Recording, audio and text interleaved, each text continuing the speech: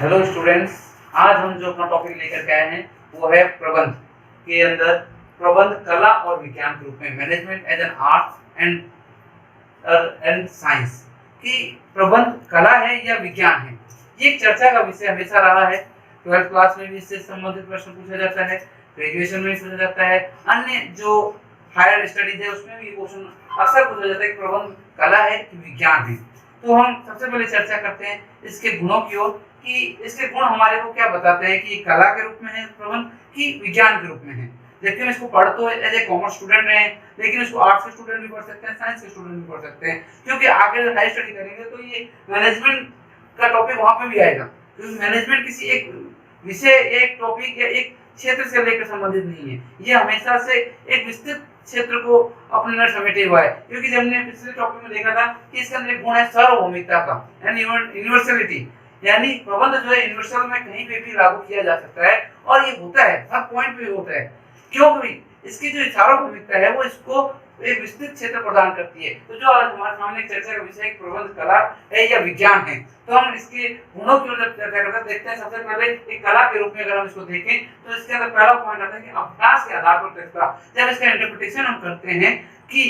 प्रबंध कला है या विज्ञान है, तो सबसे पहले हम देखते हैं कि प्रबंध एक कला के रूप में क्यों है। कला का मतलब क्या होता है? कला का मतलब होता है हम किसी भी चीज को जब एक्सप्लेन करते हैं तो उसको कितने अच्छे से एक्सप्लेन कर सकते हैं, कि किस अनुभव के आधार पर उसको एक्सप्लेन कर रहे हैं, इसके क्या औचित्य हैं, ये किस कारण से हमारे समाज के अंदर ये इसका अस्तित्व बना हुआ है। तो कला जो है, जो हमारे को एक्सप्लेनेशन देती है, वो ऐतिहासिक रूप से देती है, भौगोलिक रूप से देती है। तो इसके अंदर हमारे को देखना पड़ेगा कि कला के रूप में हम इसको किस अच्छी तरह से एक्सप्लेन कर सकते हैं। तो सबसे पहले जो इसका पॉइंट आता है कि एज एन आर्ट रूप में जो हम देखते हैं कि अभ्यास के आधार पर दक्षता। जो प्रबंध है, प्रबंध करने की जो क्षमता है, जो प्रबंध का जो कौशल है, वो हमेशा अभ्यास से आता है। अभ्यास का मतलब प्रैक्टिस। प्रैक्टिस जब हम जितना करते हैं उतना ही हम एक प्रबंधकीय रूप में अपने आप को निखार सकते हैं। प्रबंधक अपने आप को तभी निखार सकता है,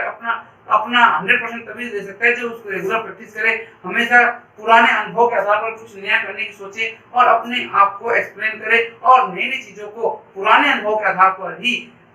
इंप्लीमेंट करने की कोशिश करें। तो हम देखते हैं कि मोस्टली क्या होता है, प्रबंध में पुराने अनुभव के आधार पर ही डिसीजन लिए जाते हैं और उनका निर्णय किया जाता है। अगला जब इस अभ्यास के आधार पर, प्रैक्टिस के आधार पर दक्षता हासिल हो जाती है, तो हम देखते हैं अगला पॉइंट आता है सिद्धांतों का उपयोग। क्योंकि जो पुराने अनुभव के आधार पर जो सिद्धांत बनाए जाते हैं, जो रूल बनाए जाते हैं, जो रेगुलेशन बनाए जाते हैं मैनेजमेंट के लिए, उनका उपयोग करना भी उसी तरह से जरूरी है जिस तरह से पिछली समय में हुआ था, या उसमें जो गलतियां थी उसमें सुधार करके उसमें जो नया हम नवाचार ले रहे हैं उसमें किस तरह से हम नवाचार करेंगे और उसका उपयोग किस प्रकार से करेंगे, तो सिद्धांतों का उपयोग कितने अच्छे से हो सकता है, ये हमारे लिए बहुत जरूरी है। ये कला का विकास होना ही प्रबंध के अंदर उसकी कला के रूप में पहचान दिलाता है। तो उसके जब सिद्धांतों का जब प्रॉपर्ली उपयोग करना हमारे को आ जाता है, तो अगला पॉइंट है समस्याओं की व्याख्या करना। क्योंकि कोई भी प्रबंधक जो है अपनी जो अनुभव के आधार पर जो अभ्यास करता है, जो उन सिद्धांतों का उपयोग करता है, तो जाहिर सी बात है जब नवाचार करके कुछ नया लेकर आता है तो उसकी वो व्याख्या भी करता है। उनके अंदर जो समस्या है उनकी भी व्याख्या करता है, उनका एक्सप्लेनेशन करता है। तो कला के रूप में उसको एक्सप्लेनेशन जो है आगे आने वाले पीढ़ियों के लिए, आगे आने वाले लोगों के लिए, नए प्रबंधकों के लिए एक प्लेटफॉर्म तैयार करता है, एक रास्ता तैयार करता है किस प्रकार से आने वाले प्रबंधक को इन समस्याओं से जूझने से या इन समस्याओं को दूर करने में उनको सफलता मिलेगी। उन समस्याओं का एक्सप्लेनेशन भी ये हमारे को मैनेजमेंट की आर्ट, जो कला का जो रूप है, वो हमारे को सिखाता है। अब इसके आगे जो अगले पॉइंट करते हैं अंतर्ज्ञान अनुभव के आधार पर निर्णय। इसके अंतर्गत जो भी निर्णय लिए जाते हैं प्रबंध के अंदर, वो हमेशा पुराने अनुभव के आधार पर और पुराने अपने खुद के इंटरनल असेसमेंट के जरिए वो लेता है। तो जाहिर सी बात है जब पुराने इंटरनल असेसमेंट के आधार पर लेता है तो हम इसको कह सकते हैं कि कला के रूप में हम इसको देख सकते हैं कि ये हमेशा पुराने पास्ट की यानी पुराने आधार पर, यानी पास्ट के बेस पर फ्यूचर का निर्माण करने की सोचता है। तो जब पास्ट के आधार पर फ्यूचर का निर्माण होता है तो इसको हम एक कलात्मक रूप से सोच सकते हैं कि कला क्या है, हमेशा अपने पुराने अनुभव, पुराने नियमों, पुराने सिद्धांतों का उपयोग करके वापस से उसी परिपाटी पर चलना ही कला का रूप होता है। हाँ, लेकिन चलने के लिए जो नवाचार होता है, जो नया तौर तरीका होता है, उसके अंतर्गत जो एक कलात्मकता होती है, वही एक कला के रूप में इसको दिखाई दे सकते हैं। जैसे हम देखते हैं कि आज हम देखते हैं टीवी में और में कि जो आजकल के जो नए फैशन आते हैं कहीं ना कहीं पिछले जमाने के फैशन से जुड़े हुए होते हैं। हमारे घर के पुराने बुजुर्ग कहते हैं कि हमारे समय में भी इस तरह की फैशन हुआ करती थी, तो वो फैशन वापस घूम करके आई है। तो घूम करके आई तो इसका मतलब जाहिर सी बात है कि कहीं ना कहीं वो कला, वो पुराने अनुभव के आधार पर जो आज के जो मॉडर्न डिजाइनर्स हैं उन्होंने देखा कि कहीं ना कहीं इसके अंदर कुछ थोड़ा नवाचार किया जाए, तो कुछ थोड़ा सा नवाचार करके उन्होंने जो आज नई डिजाइन वापस पुराने डिजाइन को न्यू डिजाइन के रूप में जो इम्प्लीमेंट किया है, जिससे लोगों को आकर्षित करने में सफलता हासिल की है। तो वो एक कलात्मकता है जो कि उसको एक्सप्लेनेशन कर रही है, उसको बहुत ज्यादा लोगों के अंदर उसकी रुचि बढ़ा रही है। तो कला क्या करती है, हमेशा पुराने अनुभव के आधार पर नवाचार होने से एक रुचि उत्पन्न होती है, और रुचि उत्पन्न होने से कुछ कलात्मकता का एक्सप्लेनेशन बहुत अच्छे से होता है। तो हम मैनेजमेंट को एक कला के रूप में देख सकते हैं, लेकिन जब हम विज्ञान के रूप में इसको इंटरप्रिटेशन करते हैं तो देखते हैं कि जो ये प्रबंध है उसके अंदर कहीं ना कहीं आज के समय में इतनी ज्यादा ब्रॉड एरिया हो गया, यूनिवर्सलिटी हो गई है कि ज्ञान के आधार पर दक्षता, आज जो मैनेजमेंट के लोग हैं उनके अंदर नॉलेज होना बहुत जरूरी है, क्योंकि बिना नॉलेज के प्रबंध छोटी मोटी जगह पे तो किया जाता है, पर बड़े स्तर पर प्रबंध करने के लिए संपूर्ण नॉलेज होना जरूरी है। इसके लिए आजकल एमबीए की डिग्री होती है, बीबीए करवाया जाता है, यानी एक मैनेजमेंट कोर्स करवाया जाता है, एक डिप्लोमा करवाया जाता है, ताकि उसके अंदर मैनेजरियल गुण विकसित हो। और उस मैनेजरियल गुण को विकसित करने के लिए जाहिर सी बात है उसके अंदर मैनेजमेंट से संबंधित सारे ज्ञानों का समावेश किया जाता है, और वो ज्ञानों का समावेश जो है वो उसकी एफिशिएंसी बढ़ाता है। क्यों? विज्ञान क्या है? विज्ञान एक्चुअल में जो ज्ञानों का एक व्यवस्थित क्रम है वो विज्ञान है। तो मैनेजमेंट के अंदर जो स्टूडेंट को सिखाया जाता है वो ये सिखाया जाता है कि किस प्रकार से उनको अपने मैनेजरियल गुणों को एक व्यवस्थित क्रम प्रदान करना है, और उस व्यवस्थित क्रम को किस प्रकार से उन्हें अपने जीवन में उपयोग करते हुए अपने मैनेजमेंट स्किल को सबके सामने प्रदर्शित करना है। तो जो ये मैनेजमेंट है वो ज्ञान के आधार पर एक्सप्लेनेशन भी करने में अपने आप को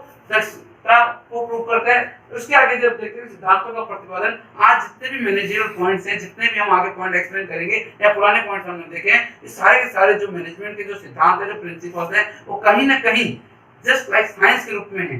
क्योंकि इन्होंने अनुभव के आधार पर जो रेक्टिफिकेशन एरर, जो एरर ट्रायल एंड एरर के जरिए जितनी कमियां थी उनको हटा करके उन प्रिंसिपल्स को उन्होंने लागू किया है। हमने कल पिछले अपने यूट्यूब चैनल, अपने जो यूट्यूब वीडियो है उसमें हमने 14 प्रिंसिपल ऑफ मैनेजमेंट पढ़ा था। उस 14 प्रिंसिपल ऑफ मैनेजमेंट हमने देखा था 14 सिद्धांत हेनरी फ्योल साहब ने दिए थे। वो जो 14 सिद्धांत हैं वो कहीं ना कहीं साइंटिफिक पॉइंट ऑफ व्यू से, क्योंकि वो खुद एक साइंस के स्टूडेंट हैं, वो एक इंजीनियर थे, फ्रेंच इंजीनियर, उन्होंने कहीं ना कहीं अपने साइंटिफिक पॉइंट ऑफ व्यू से उन प्रिंसिपल्स का निर्माण किया। और जो साइंटिफिक पॉइंट ऑफ व्यू से जब उन प्रिंसिपल्स का निर्माण किया गया तो जाहिर सी बात है कि वो अपने आप में प्रूफ होंगे, और जब कोई चीज प्रूफ होती है तो उसके अंदर साइंटिफिक गुण यानी व्यवस्थित गुण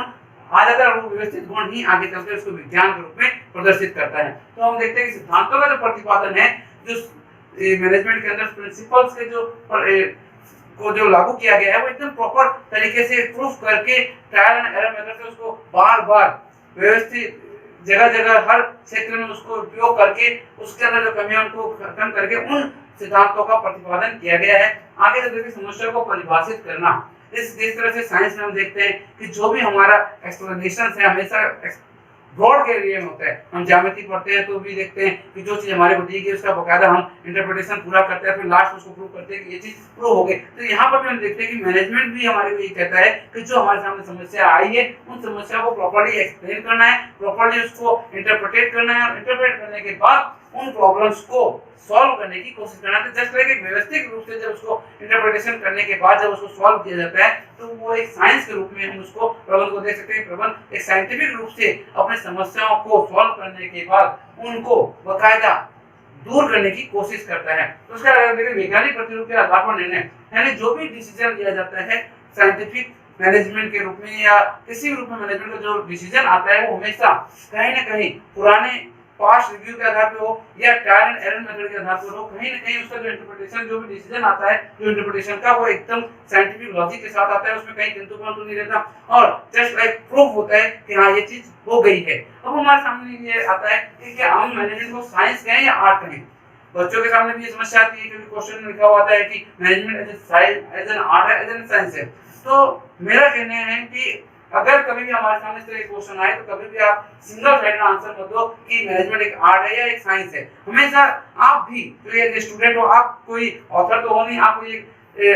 ऑथेंटिक पर्सन हो नहीं, तो आप ये कह नहीं सकते कि वो एक आर्ट है या एक साइंस के बहुत से विद्वान आर्ट्स का पेपर लेते हैं, बहुत से विद्वान साइंस का पेपर लेते हैं, तो यहाँ पे वाद विवाद प्रतियोगिता तो चल नहीं रही, हमें तो हमारा आंसर करना है, तो हमें जो आंसर करना होता है, तो वाद विवाद प्रतियोगिता का निर्णय तो हमेशा किसी एक को भी कर सकता है, लेकिन स्टूडेंट को वाद विवाद प्रतियोगिता का हिस्सा बनना नहीं है। तो हमारे को हमेशा इन दोनों के मध्य में रहते हुए जब इंटरप्रिटेशन की बारी आती है तो हमें पहले ये बताना है कि मैनेजमेंट किस तरह से एक कला के रूप में जाना जाता है और किस तरह से एक विज्ञान के रूप में जाना जाता है। और लास्ट में जब हम इसका एक्सप्लेनेशन करेंगे तो हम ये कहेंगे कि मैनेजमेंट के अंदर कला के रूप में, एज ए आर्ट्स के रूप में भी हम इसको कलात्मक रूप से एक्सप्लेन कर सकते हैं और एज ए साइंस इसको व्यवस्थित रूप से भी हम एक्सप्लेन कर सकते हैं, परंतु इसके अंदर दोनों गुण कहीं ना कहीं विद्यमान हैं, इसलिए हमारे को इन दोनों गुणों की जरूरत पड़ती है मैनेजमेंट के लिए। और जब दोनों गुणों की जरूरत पड़ती है तो हम ये कह नहीं सकते कि ये कला है या विज्ञान। हाँ, हम ये जरूर कह सकते हैं कि ये कला और विज्ञान का एक निश्चित रूप है और उस निश्चित रूप के कारण ही ये अपने आप को आज पूरे यूनिवर्स में अपनी पहचान बनाने में कामयाब हुआ है। और एक प्रबंधक के अंदर आर्ट और साइंस के दोनों गुण अगर होते हैं तभी वो सक्सेसफुल हो सकता है और उसका यूनिवर्सल में एप्लीकेबिलिटी बनी रहती है। इसलिए इसको ना तो हम कंप्लीटली आर्ट्स कह सकते हैं, नहीं कंप्लीटली साइंस कह सकते हैं, इसको हम दोनों का मिक्सचर कहें तो अति उत्तम होगा, जो इसको बकायदा ये प्रेरणा देता है कि किसी के अंदर अगर यूनिवर्सल एप्लीकेबिलिटी चाहिए तो उसको किसी एक क्षेत्र में बंद के रहना जरूरी नहीं है, उसका अपना एरिया ब्रॉड करना होगा, उसके अंदर सभी तरह गुणों का होना बहुत जरूरी है। यानी व्यवस्थित ज्ञान के साथ साथ उस व्यवस्थित ज्ञान के अंदर कला अगर विकसित हो जाए, यानी कलात्मकता अगर उसमें जुड़ जाए तो जाहिर सी बात है बहुत अच्छा प्रेजेंटेशन होगा और उतने अच्छे प्रेजेंटेशन के कारण ही उसका हर जगह सम्मान और उसका एक्सप्लेनेशन और उसका जो एरिया है वो विस्तृत होगा और उस इंटरप्रिटेशन का हर जगह बहुत अच्छी तरह से स्वागत किया जाएगा। इसलिए हम कह सकते हैं कि मैनेजमेंट ना तो कंप्लीटली आर्ट है ना ही साइंस है, ये दोनों का मिक्सचर है और ये हमेशा ही दोनों के साथ होने पर ही बहुत ज्यादा अच्छे से व्यवस्थित रूप से एक्सप्लेन किया जा सकता है। That's all, good bye.